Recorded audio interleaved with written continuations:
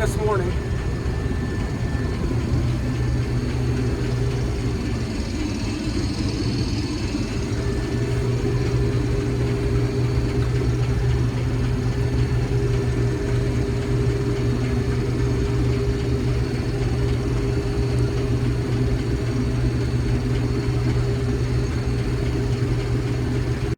Man, is it dusty down here in this river.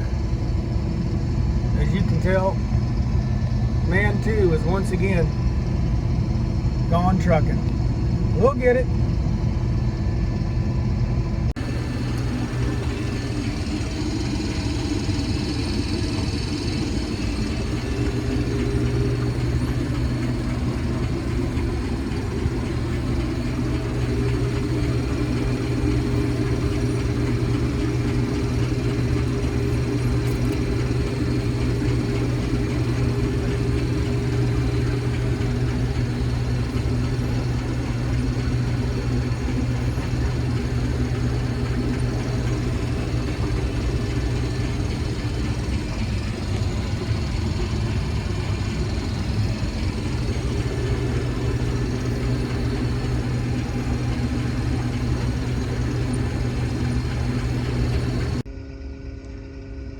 And just like that, we've got another 40 acres slicked off.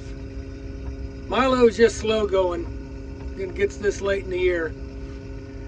You know, I like cutting with the grain cart, but here it is, little after 7, and I haven't even gotten off the combine for about 6 hours, you know, to do my business.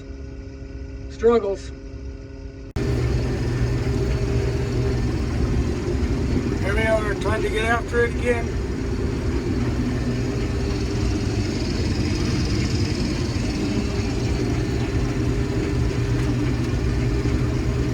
Probably down to our last 50, maybe 60 acres. Really hope the grain stays dry, because I'd like to get this stuff snipped off today. We'll see.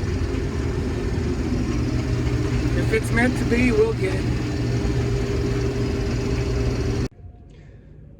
Well, here we are back at one of our farms. Afraid the Milo's going to be too wet to harvest. Cut one load and it was a little wet, and cut the next load and it wasn't quite as wet, but still over the limit.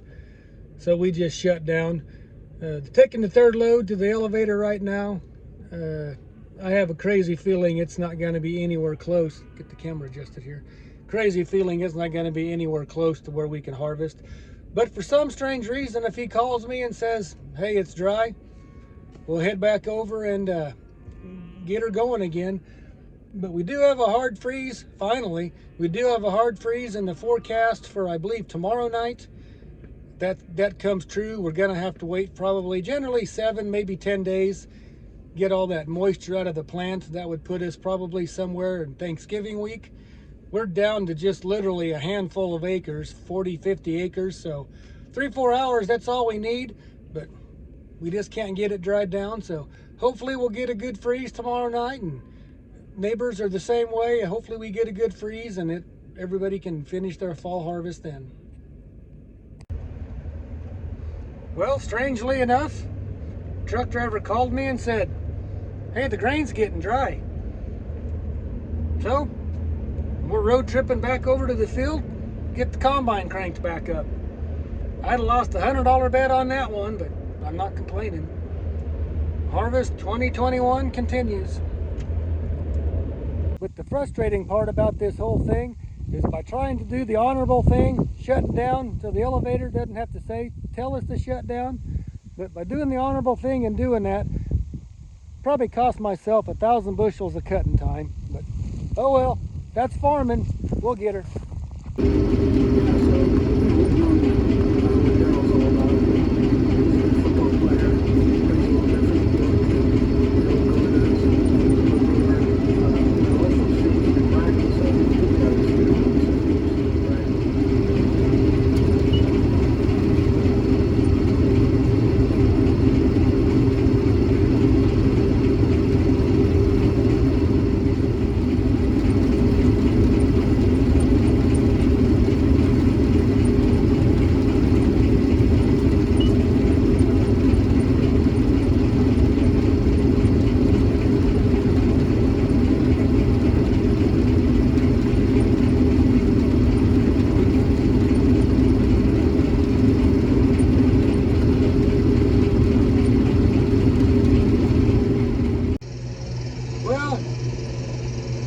we got an extra, say 700 bushel cut. Now the sun is set, getting dark, and the moisture did jump up. Frustrating, but hey, that's an extra 700 bushel we would have had to cut tomorrow, so we're ahead of the game. I think now we're down to, it's kind of dark over there, I can't see. I think we're probably down to maybe 30 acres total to go, so if the Milo cooperates tomorrow, if the weather cooperates, the equipment cooperates, we should wrap her up tomorrow. That's what our game plan is anyway, so see you then.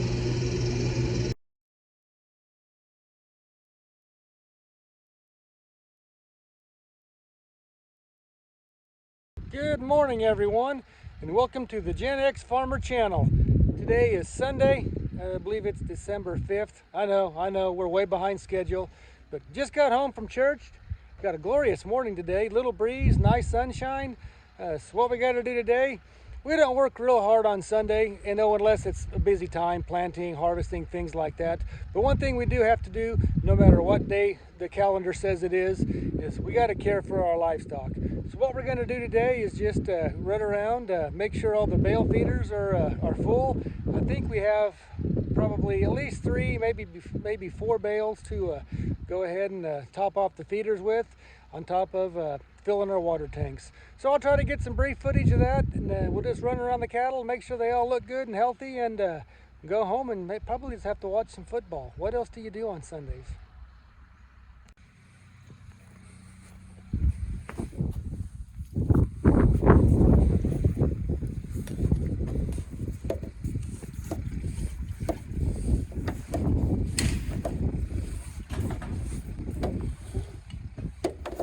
Get in there.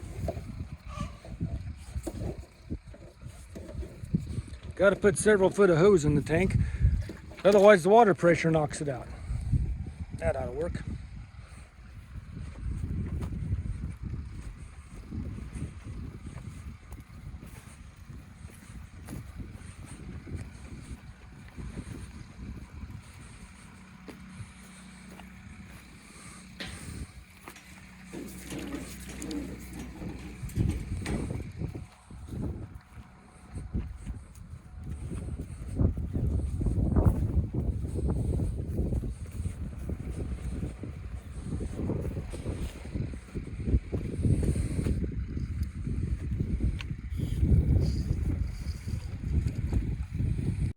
One hydrant, 2 tanks, twice the work, half the effort.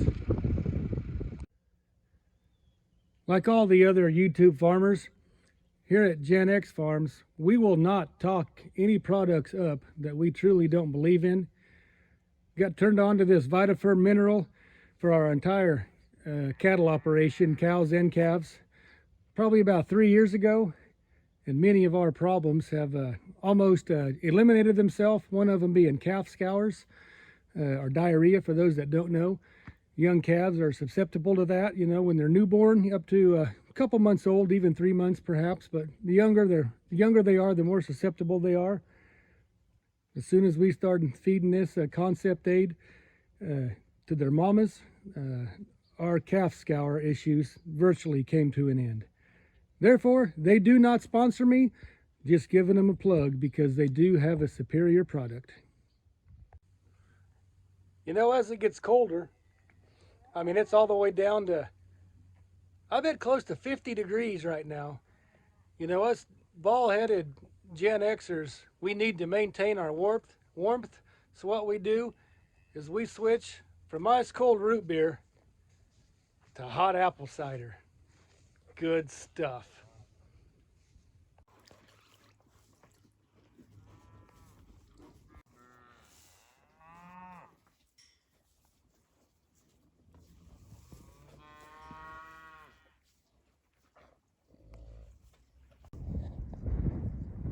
Those calves really love that stress tub. Once again, it is a VitaFirm product.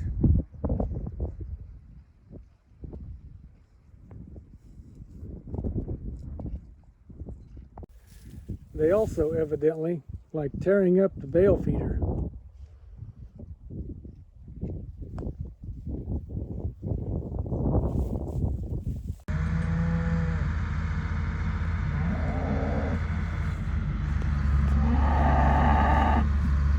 know things aren't going well when you break out the big iron to feed cattle. Funny thing is, this camera makes it look like it's light outside. It is just almost pitch dark. Sure, I'm glad I just power washed that tractor and spit shined it just yesterday.